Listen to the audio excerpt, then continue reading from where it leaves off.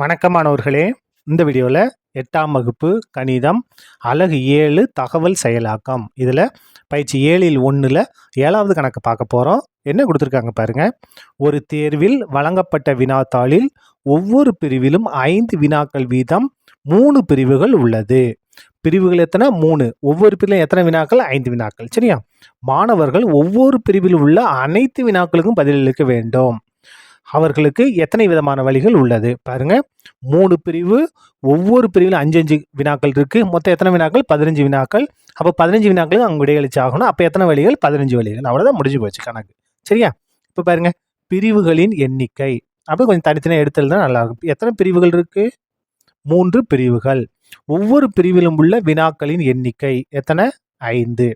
அப்போ விடையளிக்கிறது எத்தனை வழிகள் இருக்கு பாருங்க. அனைத்து வினாக்களுக்கும் விடையளிக்க உள்ள மொத்த வழிகள். பிரிவுகள் எத்தனை? 3 பெருக்கல் ஒவ்வொரு பிரிவில் எத்தனை வினாக்கள்? 5 வினாக்கள். 2 பெருக்கலாமா?